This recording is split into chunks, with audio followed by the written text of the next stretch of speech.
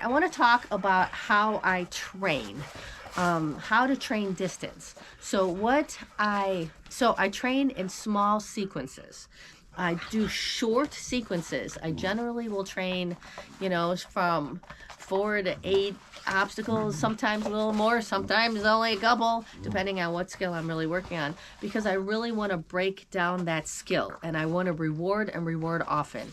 If I am working on a tight switch, and then so I want to work on a nice switch, nice tight turn away from me, I will work on it and I work on that skill, and so I set something up to work that skill, and then I want to reward that skill. As soon as I get that nice turn, I'm going to reward it. I'm going to reward it. I'm going to reward it.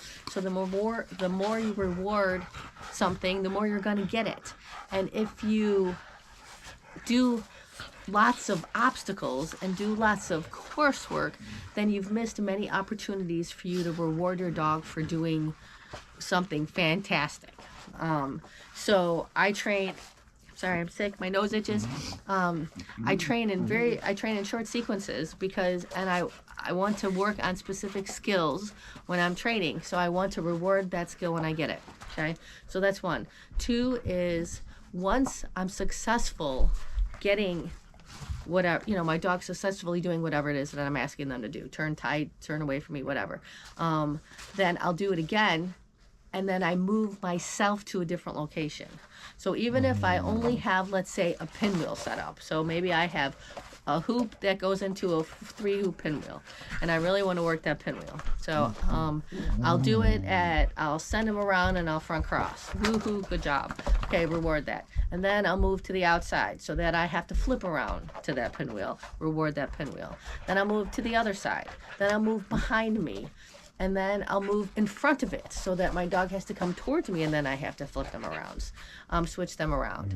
So that's how you start working your distance, is moving yourself to different locations. I'm doing the same sequence with my dog, but I am going to move to different locations, because the more you move to different locations, the more confident you'll be when you're never going to be where you want to be all the time, right? So if you continually practice being in different locations, then you won't go, oh shit, I'm in the wrong spot. How do I handle it? You'll just go, oh, I have to front cross here, not rear cross, or oh, I have to rear cross here because I didn't make it, so now instead of front crossing, oh well, this is what I need to do.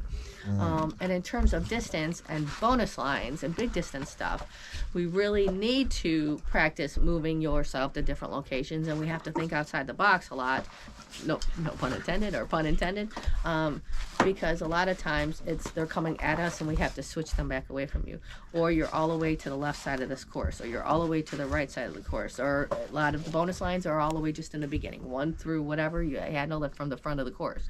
So how you work up to being successful at these is you have a skill, you have a little sequence, and you move yourself to different locations so that you can reward your dog for doing it at a distance, and you get more comfortable doing it, right? So the more you practice it in different locations, the more comfortable you will be in different locations. Okay, so those are the main 2 ways that I work my distance, just like that.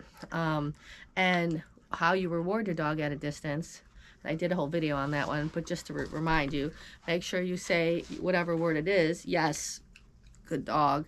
They look at you, and then you could toss your toy at them, or get the bucket out and use the bucket. Okay.